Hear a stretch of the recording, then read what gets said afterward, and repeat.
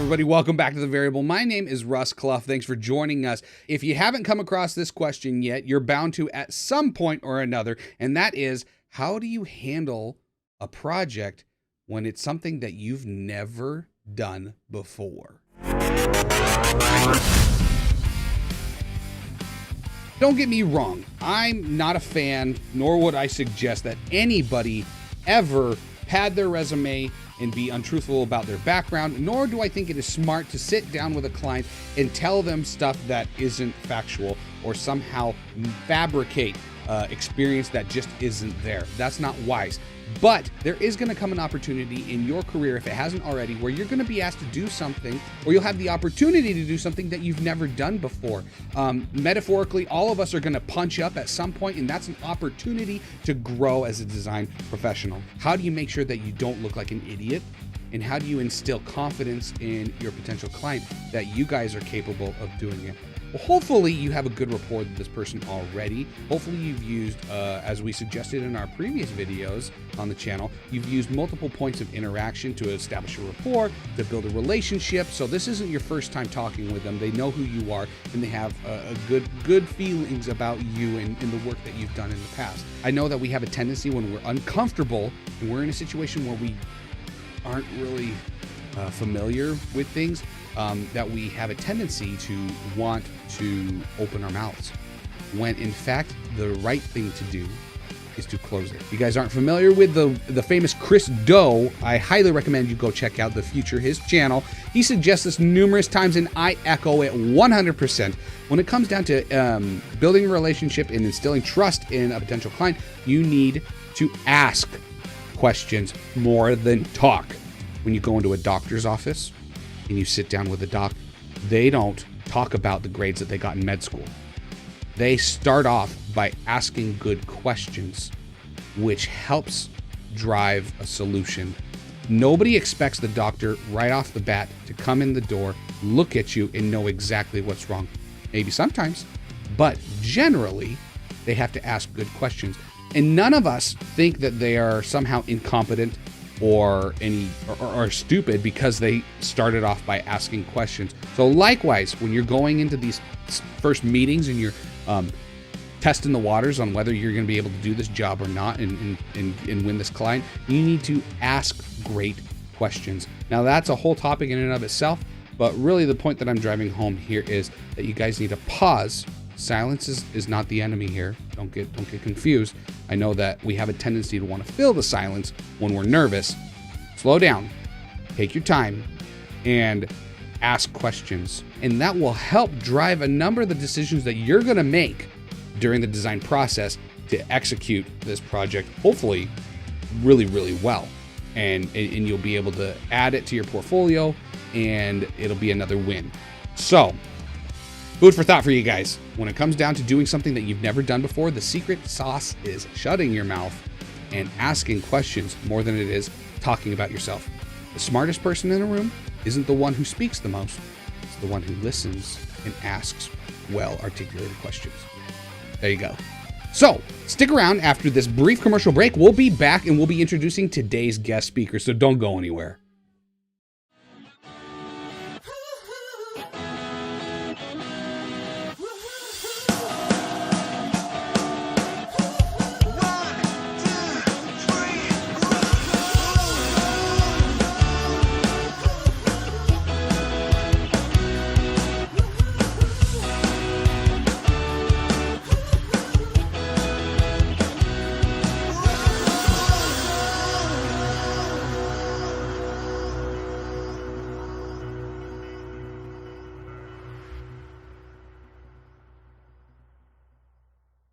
All right, everybody, welcome back. Thanks for sticking with us. It is now my pleasure to be introducing today's guest speaker, the one and only John Mauriello. John is an intensely driven independent industrial designer and adjunct professor of industrial design at California College of the Arts. John works with clients to create best-selling designs that display quality, function intuitively, and meet real-world constraints around manufacturing, deadlines, and cost. John's industrial design skills have allowed him to help clients create new brands and ship groundbreaking products in new and unexplored product categories. John's work has been featured in several top-tier publications such as Forbes, TechCrunch, VentureBeat, Design Boom, Popular Science, and many others. He has demonstrated his ability to deliver game-changing industrial design work for companies like Amazon, Qualcomm, Logitech, and Motorola, as well as with several startups like Itza and Electrospit. John is the founder of Design Theory, a YouTube channel where he discusses various ideas around design and culture. The channel has been very successful, growing from 100 subscribers to over 48,000 in the space of 16 months. John's passion is to give people the intuitive and beautiful physical objects they need in order to achieve mastery in whatever activity they engage in. John, thanks for joining us here on The Variable. We're glad to have you with us today. So much, Russ. I really appreciate that intro very much. Yeah, not a problem, man. We're excited to have you and just glad that you're here with us. So, generally, whenever we have podcasts and folks come onto a show, it's almost like the stereotypical question that you're going to be asked right at the beginning is, so, how did you get into industrial design? How did you start off and so forth? And so rather than doing that, because John's been on other podcasts out there, folks, and they're great. Recommend that you go check them out. I want to twist that just a little bit, John. And for those of you who've been following the show for a while, you'll know that I generally do this little twist. And rather than just tell us your background and so forth, I want you to do it through the lens of sharing us the major milestones of your career and the takeaways and the lessons that you learned from each one of those experiences. Whether positive or negative, we'll let that be up to you, but go ahead and preach to us a little bit about your background and how those experiences shaped you into what you are today. That's a really great question. So I think that there were a few sort of formative things that happened earlier on in my life. So more specifically, pretty quickly, I realized that I really was not fit for, the traditional education model. I did well in school. I did fine, but I could tell that I didn't fit in. And probably the most obvious example of that was that, they had like these little stickers that they'd give the students when they did an assignment properly or for good behavior. And I remember this girl sitting across from me had all the stickers laid out on her desk, and there were probably like, I don't know, easily 100 of them. And I had like 7. You're like, okay. So that was actually a defining moment for me. And there were a lot of other things that happened throughout my life where I just sort of realized I didn't really see things the way that other people did. I didn't really fit in a lot of the time. Sure. And I realized that, fortunately I had a very supportive family and my parents were very supportive of my creative pursuits. And they were kind of like, well, John, you're different and that's okay. So why don't you just, you just keep doing what you do. You're good at building things. You're good at, coming up with ideas. You clearly have a penchant for divergent thinking. So, just keep doing that stuff and don't worry that, maybe you don't fit in all the time. Sure. So that was kind of a defining moment for me. And that's pretty much been constant throughout my entire life.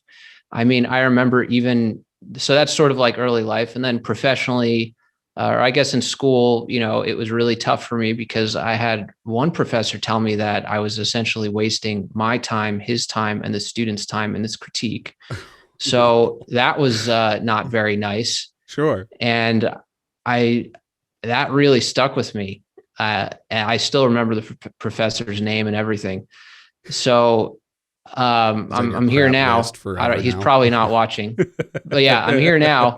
So anyway, that was kind of a defining moment for me to really kind of step up my game. Yeah. And then after having, worked in the field of design for a little while, I realized I didn't really fit in with a lot of industrial designers even. Okay. So I thought, okay, well, I'm basically a reject everywhere.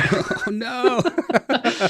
So I was like, well, you know what? I'm just going to start this YouTube channel and see what happens. And I'll just throw my ideas out there and see how they go. And apparently they were very, very much appreciated. So, I found a little group of people who, seem to appreciate what I have to say. Sure. I like to think that I offer a certain level of insight and value to the design community. Yeah. My clients are quite happy with my work. And, it seems like I Win-win. sort of figured things out. Yeah. Well, For now. For now. Right. For now. I think that I appreciate you sharing that, because I don't know, like there's got to be somebody out there right now who may or may not be listening to this. And if you know them and you are listening, pass it on to them, who may feel like they're this underdog in the design scene, that they're comparing themselves to other designers that are in their courses who seem to be doing well. And I just echo everything you said, like, just because things are the way they are right now, this person who's in your class is doing well, but quite frankly, just because they're doing well in class doesn't mean they're going to be doing a good job in their actual career. And just because you're struggling right now doesn't mean that you don't have any possible future in the industry as a designer. It's often about grit and tenacity more than it is about this inherent, I don't know, gift that just distills upon us like dews from the heaven. We don't just like wake up magically one morning and we're like, oh, I'm a great industrial designer. And I like that you share that, because there could be some who look at your work that's great and see the polish and so forth and think, oh man, he must have always had it. And even Michael DeTulo was on the show and he said, I almost got kicked out of design school. And there's something that resonates with me when you hear that underdog story of somebody that was like, I struggled and now look at where I'm at. And can we say that you've arrived and you're, I mean, there's always the future there. We'll see what unfolds, but I think you've got the makings of a good designer who's going to stick with it. And whether you go from the path that you're on right now or diverge and go a little bit in a different direction, you've got the makeup to do what you want to do and succeed in it in any space. So I'm going to step off my soapbox, because this interview isn't for me, but I just wanted to harp on that because that is truth right there. If you guys are struggling, stick with it. And I'm glad you did, because we need more examples of people who like said, I was a 5-star student on a 100-star scale, and now I seem to be doing well, and I've managed to build this YouTube channel. Another thing that I will point out that you've managed to do really well is not only grow in that space, but also expand your influence to students as an adjunct professor. I want to know, like, what was it that hit you one day that made you decide you wanted to jump into that end of the pool and start teaching? Well, I've always wanted to teach. So here's the thing about teaching. It's very similar to design in the sense that, the students are they're like little thumbnail sketches, right? And you never know like where a student will end up. So to your point, just because a student is maybe one of the weaker in the class at any given time, you never know when they might sort of catch on and basically turn on and really start like this upward trajectory. So at least for me, it actually happened after I graduated. Mm-hmm. So I was fine. Like, I started out in a deficit. Sure. And then by the end of school, I was okay. By the time I graduated, I was all right. And then I just kept working at it, and I was kind of a late bloomer. So my point in saying that is that you don't really know where you're going to sort of like click with design, and you don't know where you're going to find or when you're going to find your place in the field necessarily. It takes time. And that's what's really exciting about teaching. Every student is like, they're like their own little concept. And, design is essentially all about finding the potential in things, right? You start with these little crappy sketches, and then you nurture them, and you take the time to really think about what each of their strengths are. And then you build them up into, something that actually helps people. So, I mean, in that way, to me, teaching is just an extension of design. And I also thought I would be pretty good at it because I didn't, a lot of this stuff didn't come naturally to me. I'm not a very intuitive designer. I tend to intellectualize things and, break them down into smaller parts. So that works. My deficit was a huge advantage in terms of teaching design because I'm able to explain it better than maybe a really, really good designer. So If it just that was doesn't another come reason why I just innately thought it'd to be good. you, you have to figure out each. No, this is great. My dad is a teacher. He teaches middle school, secondary ed, and he's an art teacher. And he got a fine arts degree. And a number of the conversations that we've had, um, I I'm not to knock my dad at all. He's a great artist, and he is what gave me that early introduction to what eventually turned into industrial design. But I remember having discussions with him and saying, "Well, how are you teaching your kids in school these elements of perspective and shadow and highlight, and how do you teach them to do that?" And a lot of it was like, I don't know, we have them look at stuff and they copy it. And I was like, really? Like, for me, I had to have a very mechanical breakdown of, well, here's the rules when it comes to doing a highlight here. Here's the rules when it comes to shadow. And having somebody walk me through that step by step by step empowered me and enabled me to create stuff that looked really realistic and compelling only because I knew the rules. And then from that point, be able to, take some stylistic freedom and make changes and so forth. And so, again, my soapbox here is just reiterating what John has said and putting it on a little poster and saying, good job. Yes, we do need to, as we strive to teach design and help others, approach it from a lens of like, how can we structurally explain things? And it might seem like hard, rigid.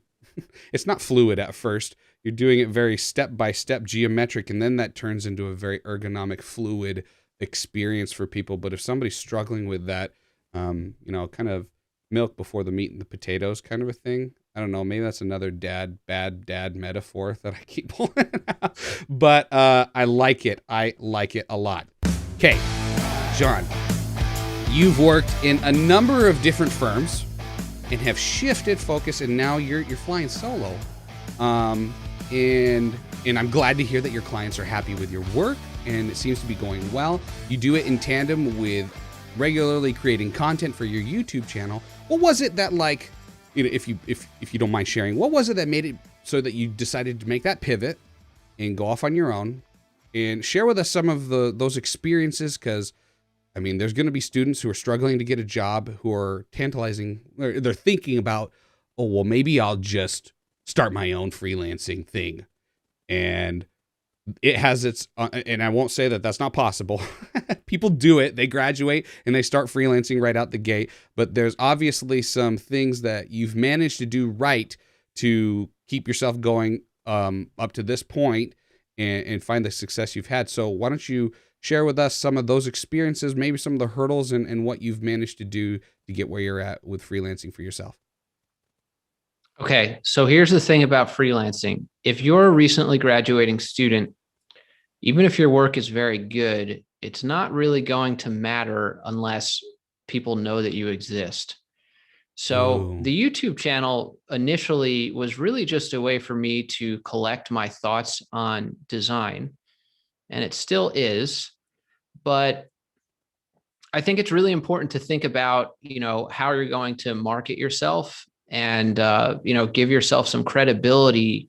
If you're a recent grad, I think it would be very difficult to do. I wouldn't say it's impossible, but if you're going to do it, think about why somebody would want to hire you versus, quite frankly, hiring me or a bigger agency. Yeah. Because, I mean, that is quite literally your competition.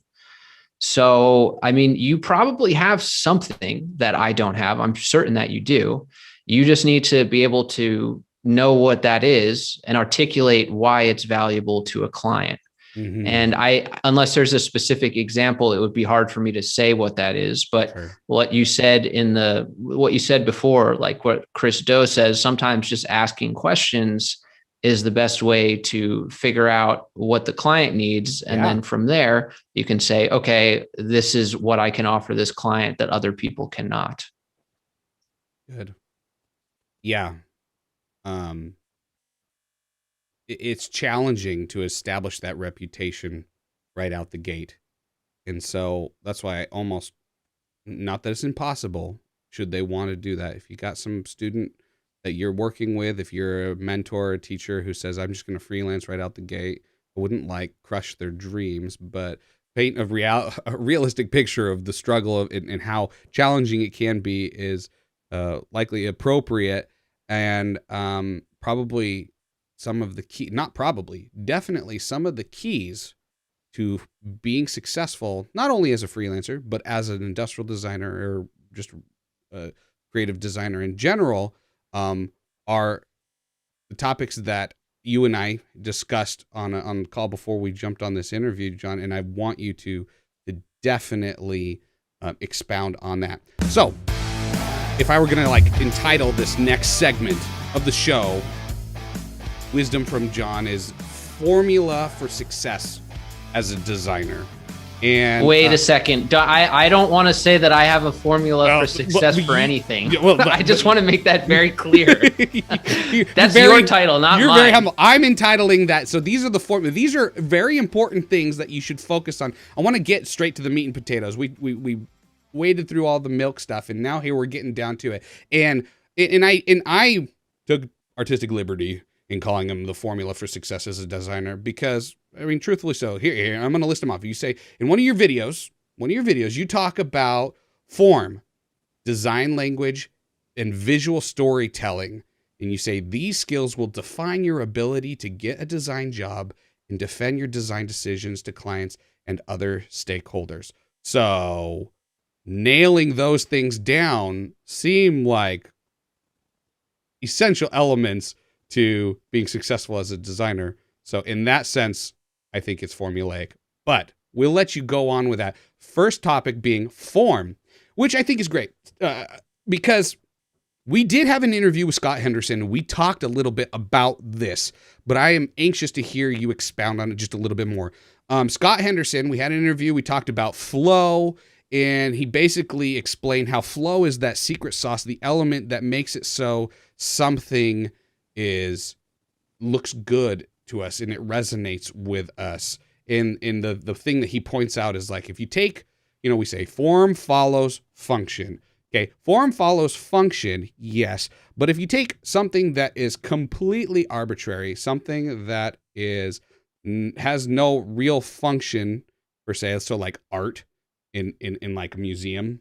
If you go to a museum and you look at art, there's going to be one piece that like resonates with you more so than another one. Why? Why is that? Well, he chalks that up to flow. And that's great. And we talked a little bit about like, how do you get in the flow? How do you get into that? Just scratch the surface on it.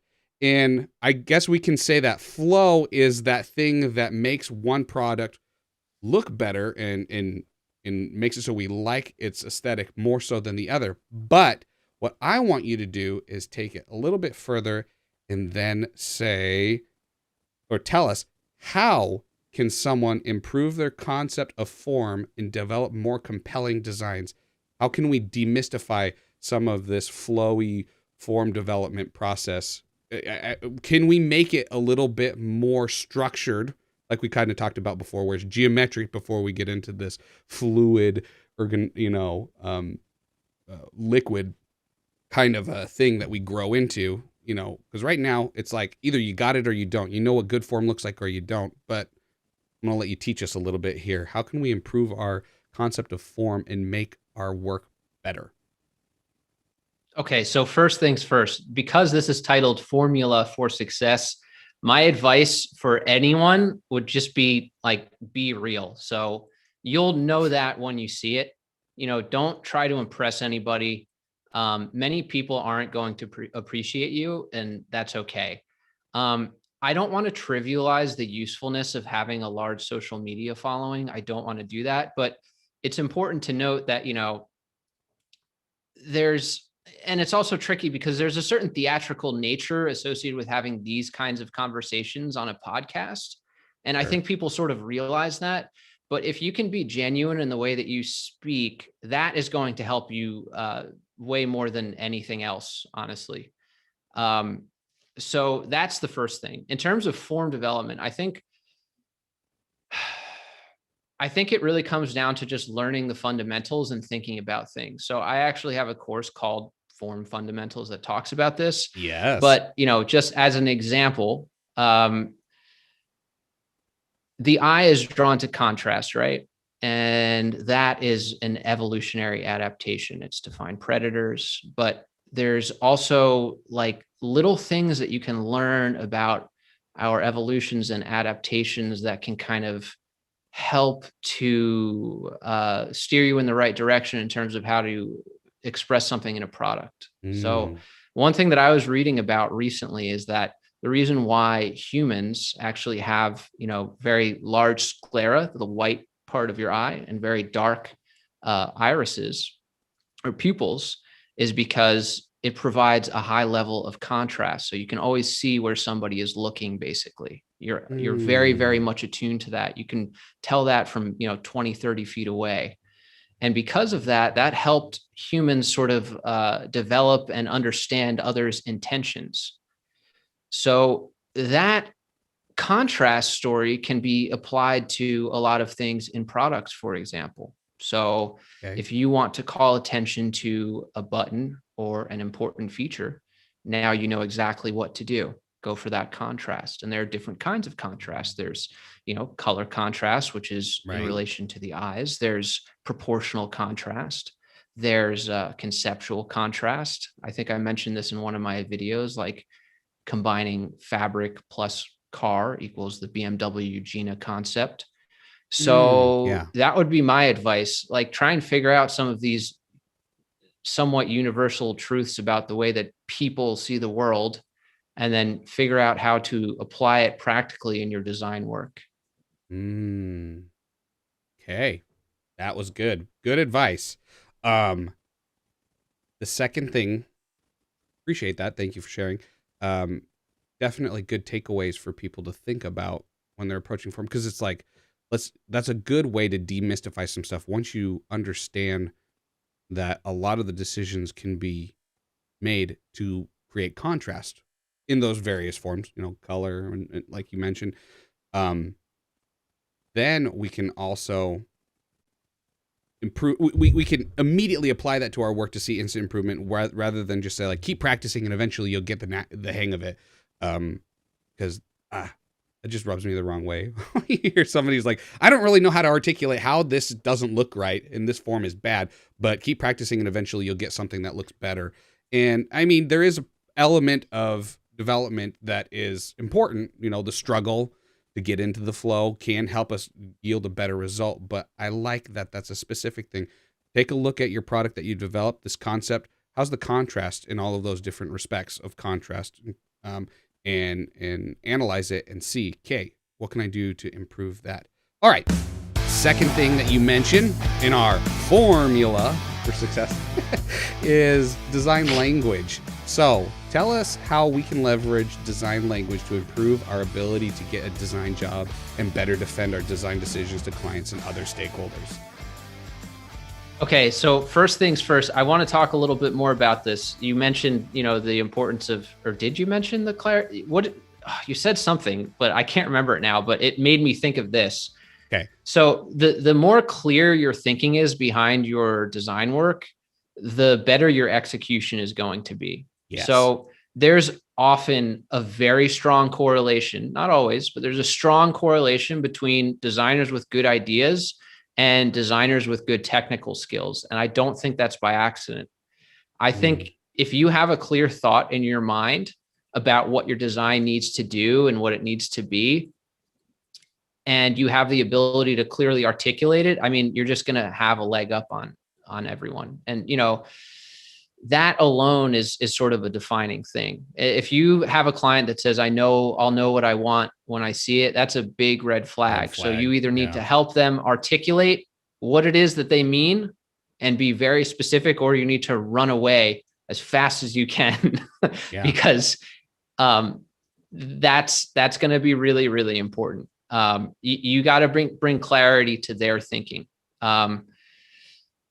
A lot of the time you'll have a really good team, but they just can't execute because there just isn't a mutually agreed upon vision. Like there's a Sure. dissonance or a disagreement within the team. And I actually believe that most people are generally pretty good at their job. I think that Yeah. crappy products come out as a result of either lack of consideration or a lack of harmony among the team that's building it.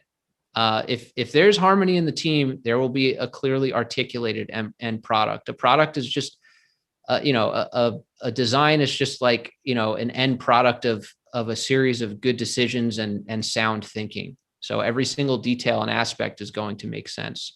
So that's why it's really important to have a clearly defined design language. Going back to your original Yeah. question, sorry for being so like No, circuitous about this. no, you're But good. if you have a clearly defined design language, I mean, a design language is essentially just visual shorthand, right?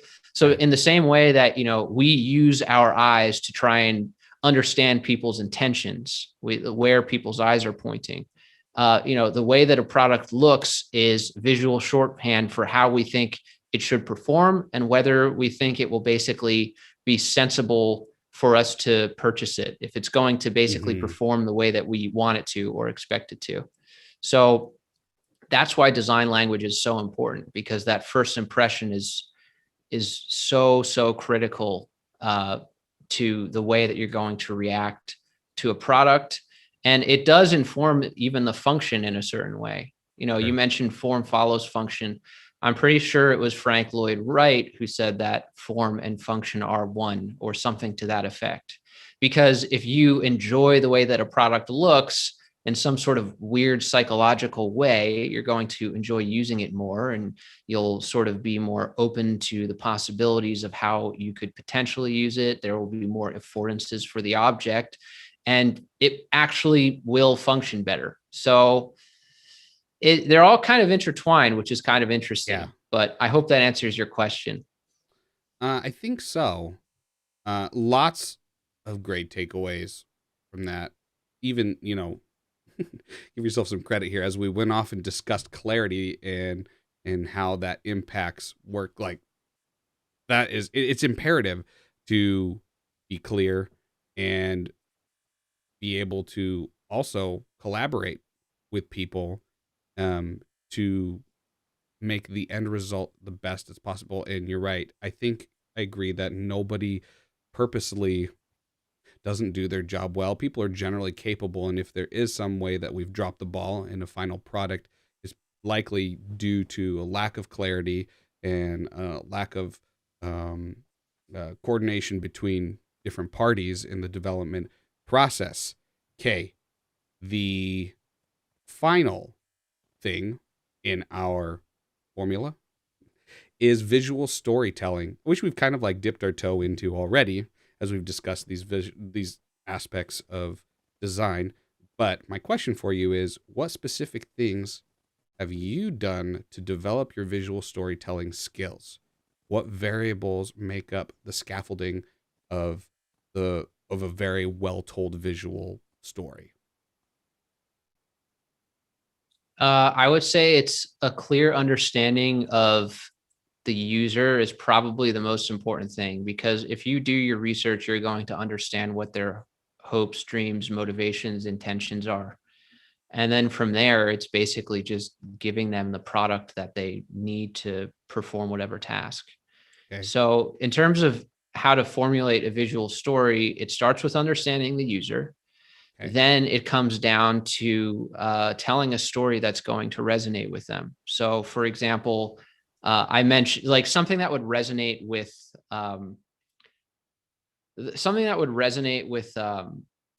students would be like a pen. And I think I mentioned this in another live. I don't have a pen with me, but I have a Sharpie marker. So let's use that. Sharpie So it like, is. here we go. We got a Sharpie marker, right? Sure. And it's like, okay, it's a pen. I'm sorry, Sharpie. It's black. It's got this really nice tip to it. It's like, all right, I'm already getting bored listening to myself talking about this stupid pen. But, you could talk about it in another way that might resonate with designers. So, if you're an industrial designer, Mm-hmm. this pen is quite literally your livelihood. Every single sketch, every single concept is going to start with a pen, not too different from this one. And I mean, it goes even further than that. I mean, this is like the primary tool for all revolutionary thought and human innovation over the past 1,000 years. And I know that probably sounds bombastic, right? It's like, John, what the hell are you even talking about right now? But I mean, it's true. I mean, you think of Beethoven's Ninth Symphony, any play written by Shakespeare. It wasn't a pen just like this one, but it was a fountain pen, or maybe an ink and quill. So, or Einstein's theory of relativity. All these things started with a pen, right? So by adding the context to this object, it completely changes the way that you look at it. Sure. And what's especially interesting is that when you have this sort of story around the object, it makes it way easier to design something that's actually compelling and interesting, right? So if you had the criteria, if you had that as the criteria, basically, something that is the primary tool for all revolutionary thought and human creativity, that's way more interesting than just like design a pen that has a felt tip and it needs to be gray with a black cap. Right. And I'm going to fall asleep right now. So yeah, but I think you get what I'm saying. Well, I think that you're bringing up when we truly are converted to the why, not the what. What is this? It's a pen. It's a tool, but the why we're utilizing it to create and impact X, Y, and Z. Like there's so much more to it than that.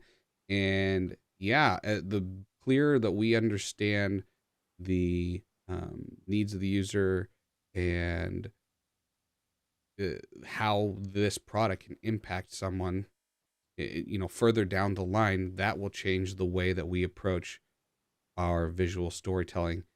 And maybe that, I don't know, I'm almost trying to put myself in the shoes of a frustrated student who keeps on getting feedback that their decks don't look very good and they aren't very good at telling the story of their product that they've developed, their water bottle, their consumer electronics thing, whatever their project is.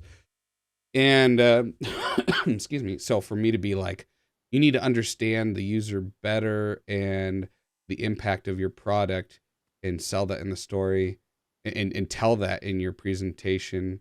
I mean, that's something.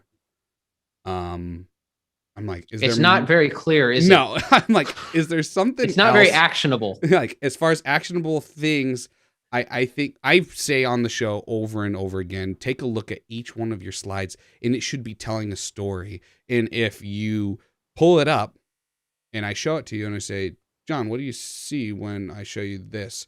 And whatever comes out of your mouth doesn't match my intent, like, okay, that's my clear indicator that I need to pivot. And sometimes it's I call it mom advice. Advice you get from your mom. Like, you can ignore the stuff like, I don't really like that shade of blue. Okay, whatever. Like, I wouldn't say ignore that. Maybe she has something to it. But like getting somebody disconnected from the project, from design in general, and have them look and say, hey, what's the message that you're getting when I see that? And likely whatever the words that first come out of their mouth is what's drawing contrast on the page and drawing the eye. If you're trying to say this thing is expensive, but the way that you're presenting it looks like it belongs on a dollar store shelf, like, okay, make a pivot. So that's me putting my 2 cents in. There's an actionable item. I don't know. Any other thoughts, John, as far as like, okay, yes, what you can do? Go ahead. So right away, the thing that here's an actionable tip. Just go look at billboards. Ooh, obviously they're kind of obsolete now as an advertising platform, or more obsolete now as a result of the internet, but they're incredibly valuable in communicating an idea very, very quickly. Like, imagine you're driving on the highway. You need to understand what the heck this is and what it's for and how it's going to benefit you in a split second when your attention is divided usually. So that's something that you can do. Ooh, that's another good. thing that you can do is just think about, what am I trying to say? Think about like how you can demonstrate the object being used in context. So instead of saying like, oh, this is a pen, you draw with it and it's got a felt tip, just show a picture of somebody drawing with it and show the line quality in the actual image. Yeah. So that they can see immediately. Like, you don't have to describe any of that. Everything about it is show in it, the don't image. say it. That's exactly right. Don't say it. You can. Love it. Okay. Well, John, thank you so much for your advice. We're about ready to move on to the next segment of our live Q&A segment. Right after this commercial break, we're going to open up the lines, allow all of you guys an opportunity to speak directly with John, give him an opportunity to talk about his latest program that he's put together. I want to just give you one quick reminder before we go to commercial break. If you guys get an opportunity, hit that subscribe button down below. It doesn't cost a thing, and it helps us out a ton as we strive to grow as a channel, as a community. The slogan of the channel is "We are the variable." We have an opportunity to make a difference in everyone's life as they strive to grow as a professional, as an individual. So by liking and sharing this content, if something's resonated with you, we encourage you to pass it on, especially to those young, struggling designers who are trying to get their foot in the door. It makes a big difference. So without further ado, we're going to go to our second commercial break. When we come back, we'll open up the line, so don't go anywhere. In this course, I'm going to show you a side of industrial design that I don't think has ever been taught before.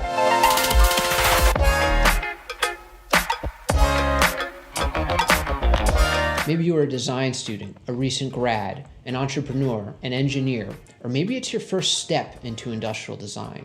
This course will help you to understand what great industrial design is and how to achieve it in your own work. My name is John Mauriello. I've been working professionally as an industrial designer for over a decade with some of the biggest brands in the world. I also teach industrial design at California College of the Arts. I've turned dozens of students into capable designers who understand form, design language, and visual storytelling. These skills will define your ability to get a design job and defend your design decisions to clients and other stakeholders. I'll teach you all about design analysis, creating evocative forms, crafting a conceptual narrative, and finding design inspiration everywhere. I even show you how I design a product from initial inspiration all the way through to final prototype and fabrication. You'll also learn how to present your work in a way that will help you to land your dream job or dream client. I'm sure you know what great industrial design looks like, but you might struggle to consistently recreate it in your own work.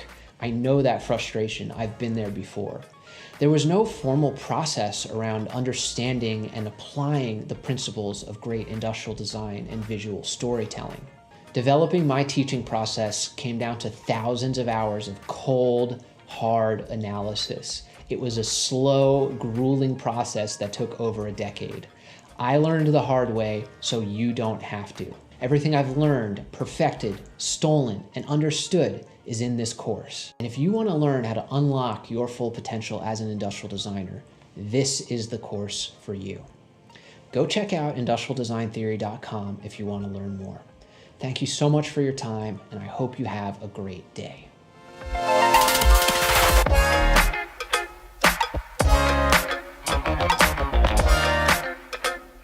You're watching The Variable. All right, everybody, welcome back. Appreciate you sticking with us. As we move into this Q&A segment, I want to give you an opportunity here, John, to, we just saw your little teaser for your upcoming, well, it's not upcoming, it's live now. If people would like to participate and take your course, they can. This is your opportunity to put a little bit more of a plug in for yourself as we queue up our Q&A guest. So, John, what is included in this program? I mean, we know the high-level view, but how long is this going to be available? How can people access it and get into your program and take your course? So if you want to take it, just go check out industrialdesigntheory.com. Okay. I'm not really going to blow it up any more than that ad did. I mean, I think it would genuinely help you. I think it's a great course. I know that it's not really being taught very well in universities. Yeah. So if you want to learn about it, go check it out. I don't really feel the need. I don't feel an inclination to like give you a hard sell on it. Okay. Maybe to start, just check out my YouTube channel, see if you enjoy the content. And if you find that useful, then you can check out Form Fundamentals. That would be my recommendation. Awesome. That is a great recommendation, and I echo that. Guys, go check it out. And if you haven't subscribed to his channel, be sure that you do that. He has a lot of great content.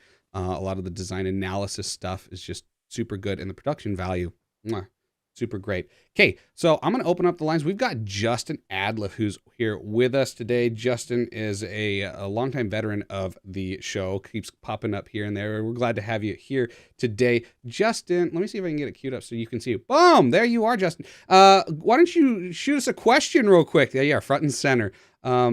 Here for John, what would you ask him? Oh, yeah. Hey, John, really nice to meet you. All great content. The question I've been answering in some of the mentoring I've been doing, and something I've been thinking about a lot, is kind of bringing clarity to students as far as kind of our day to day. And so I have this pie chart in my head that I'm breaking down into like the different roles that we play for different business models. And so my question, more directly, at least for now, would be, how often do you see, or in your career, have you invented something new to the world, right, versus modifying something that already exists? I think that's something that when I look at portfolios, I feel like is confusing to students the way they study, where they're inventing something completely new versus really, in reality, I've been doing this a few years. It's a lot of modification. We have other things to influence. We have other products to benchmark. It's not completely new to the world.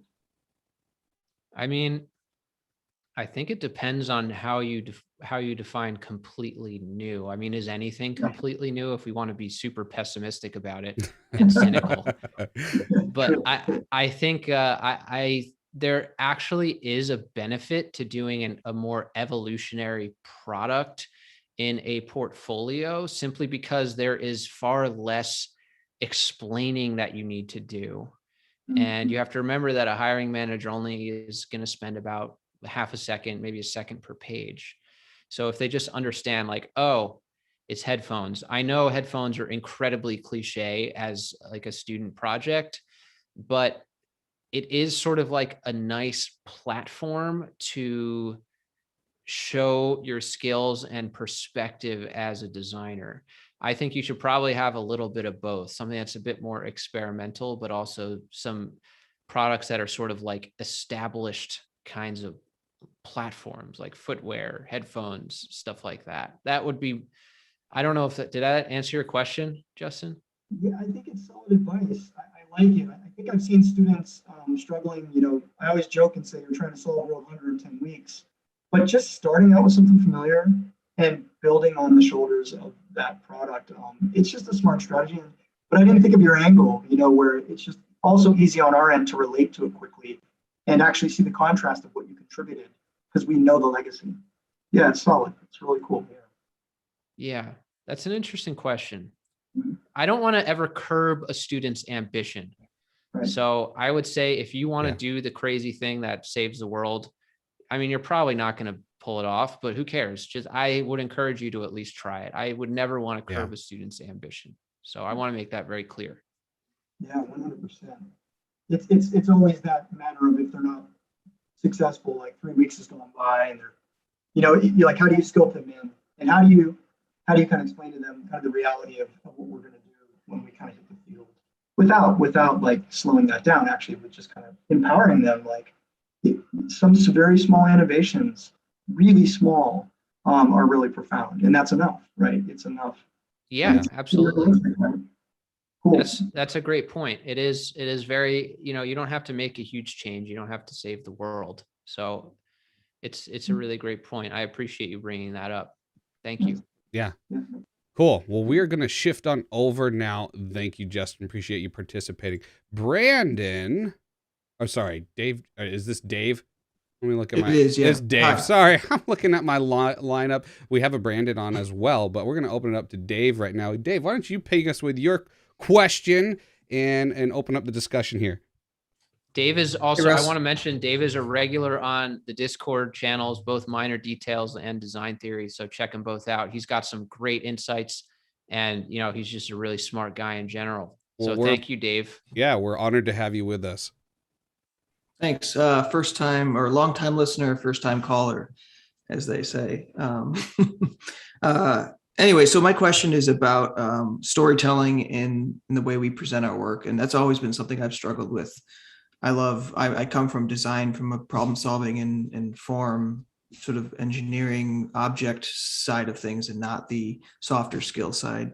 One of the things that always has helped me is knowing like who the story's for, or like the basic thesis of your story. Like if you're showing student work in a portfolio to get a job, the story maybe shouldn't be, here's how I'm going to save the world. It's like, here's how I'm going to do work for you, potential employer. So maybe share a little bit about how you see that coming to life for students that may have struggled like I did. So is the question, what was the question? I'm sorry. Sorry. The question is, how do you decide what the story is about for a given project or product? Oh, so it's a little tricky if it's a student portfolio, because really the story is you need to impress a hiring manager in order to get a job. So it's a little bit more nuanced. It's like you have to basically serve the imaginary user that you're designing for, but you also need to serve the requirements of the hiring manager. Yeah, I think sometimes the story we try to tell is like a sales story for the product to the consumer, but that's maybe inappropriate for how you might want to pitch a product to a potential employer or even a client if you were inside. So then it becomes, what is the story you're trying to tell? If it's not, here's why you should buy this product. That is a great question. So you actually bring up this is why Dave Joseph is so great. Dave Joseph, check him out. But no, that's a really good point. So what I would do is kind of what was discussed at the very beginning of this podcast. I would speak as much as I could to that hiring manager or client or whoever you're speaking with, to understand what their motivations are and what is the problem that you're solving, basically. You should check out The Future. Chris Do has The Future, FUTUR. Yes. Has several videos on this, on like how to formulate these questions and how you should ask them. I have personally watched them and I endorse them 100%. So that would be my advice. Just watch The Future. Future's awesome. That and Mike Jan does really good too. He just was recently on the show. If you guys didn't catch that episode, be sure to check it out. Mike Jan is really, really good. Chris Do, definitely endorse him as well. Yeah, it just comes down to asking questions ideally ahead of the meeting if you can, but you don't always get that luxury. So yes, I think that's a good way to do it. All right. Cool. Well, thank you so much. Yeah, appreciate having you join us. Okay, we're going to switch over now to Brandon. Let's see if I can get you on here. Pin it just right. See, and this is the trouble with going live is you end up with hiccups like this as we try and do it. So I'm there we go. Now we got you all set. Here. Now we've got Brandon with us. It sounds like you're in a public space. So quickly, Brandon, why don't you shoot your question our way and we'll discuss it. Yeah, no, thank you. So I'm one of those struggling design students, if you will, the below average kind. And yeah, I love a lot of the things that we've been talking about with form and everything. And one of the questions I have that's been really big in the classes I've been taking is the idea of creativity. I've been told a lot, like part of the reason, designers are hired is because of the ideas they have. So my question is for John, it might be some practices or exercises you could do or recommend or do yourself in being able to practice having creative, different new ideas that kind of go away from the traditional education system and kind of, having that creativity stamped out from the younger ages. So a lot of creativity is just about kind of looking at the world around you in a different way and sort of recontextualizing things. So as a specific example, if you think of, I don't know, I'm looking out my window. If you think of skateboarders, they don't see the urban environment as just like pavement and sidewalks and stuff. They just see it as stuff that they can go skate on. So maybe you can recontextualize things that you find inspirational as a product or as a design. And I don't know what the answer to that is for you in particular, but I find it's really cliche, but it's true. I find anything in nature to be very inspiring. So I always think about how I can recontextualize that. The reason why that is so cliche is because it works quite well. So that would be a good starting point. Does that answer your question? Yeah, I know that was perfect. Thank you. Okay. Yeah. If you have other follow-up questions, feel free to ask, or, if you need more clarity or context on that, let me know. Yes, I echo that. If you guys, any of you viewers that are out there, if you have questions that you would like to have answered, hit us up. We will share John's info. You can always reach me at russ@thevariable.design, or you can shoot me a text message whenever you need, 612-405-0726. Always happy to help in that regard. If I'm going to weigh in on the creativity question, my 2 cents are simply this. Sometimes the most creative things that I've ever come up with have come out of desperation. how do I contextualize that? So basically, there's going to be certain circumstances that come up in your career where you have certain constraints. Often it's time, often it's budget, and then sometimes it's like materials at hand. And I know that people have been blown away with what I came up with, mostly because I knew how to just MacGyver things in a strange way and put it together and hodgepodge, for example, without going too deep into details because proprietary, whatnot, and so forth. Basically, one of the things that I needed to work on while I was at a firm was to make a medical device, because doctors have gloves on and their dexterity to grab small little teeny items is tough. And so they were trying to get the suture anchor and put a piece of thread through it, and it was hard. And so they said, can we come up with some small device? We had a client meeting that day. Can we get something that's like tweezers, but works specifically and hooks on this and blah, blah, blah. Long story short, I grabbed 2 zip ties, a piece of wire, and I hit the back shop and put it together and made this thing. And that little, out of desperation, quick, we've got to have something for the client ASAP. And what do we have? All I have is this box of junk. Suddenly I came up with something, and that's a skill that is practiced. In fact, we have a special TVU series where we talk about the everything else of design, and that is one of the upcoming exercises that we'll be doing. So if you can regularly limit yourself in some way, shape, or form, have a box full of crap, and you say, I have to make a prototype that conveys this thing with what limited stuff I've got, I tell you, practicing doing that can help get the juices flowing and introduce new things, because we are used to a set of parameters and what we can work with. And sometimes you have to break that and explore some other spheres to be able to come up with different solutions and find something that's completely unrelated and pull it in and use it for good. So anyhow, that is Russ's 2 cents on that specific question. Okay, John Mauriello, we're going to give you one opportunity here to make your final call to action for everybody, your final advice. Every single episode that we have here on The Variable, we ask our guest speakers this question, and I'm anxious to hear what you have to say. The show is called The Variable because all of us are given tidbits of advice and information over our careers. And I want to know, what's your one secret sauce, tried and true thing, your variable that if you're going to pass that on to somebody else has proven to be your saving grace, the thing that has made you the man you are today and the designer that you are. 1, 2, 3, go. Luck. Not really actionable, but go ahead and elaborate. Okay, so I mean, if you want me to come up with a real answer, I'm pretty good at distilling ideas and concepts down to their essence. Like I'm pretty good at sifting through the noise and just like working together with a team to formulate a clear, singular vision for product design. And then once you have that, designing the product is relatively straightforward. I mean, it's not perfect, but it's a lot easier. Let's just put it that way.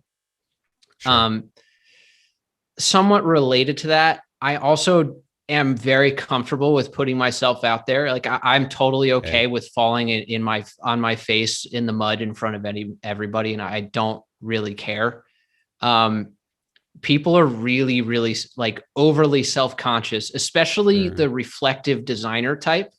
They're very sensitive, they're very empathetic, and they're really worrying about their self-image. Sure. And the thing about that is that everybody is worrying about their self-image enough that they're not really thinking about you at all. So that would be another thing. I'm not like a total psychopath. It's not like I don't care at all about what anybody thinks. I'm a considerate person, but when it comes to things that don't really matter, I don't like those things. Don't bother me as much. Yeah, don't sweat it. Yeah. I'd like to think of myself as a creative genius, but I know that I'm not. And a lot of it is just luck. So more specifically, I happen to be born in, like I was born in the United States, which is a fairly prosperous country. I was born into a very supportive family that, supported my creative pursuits.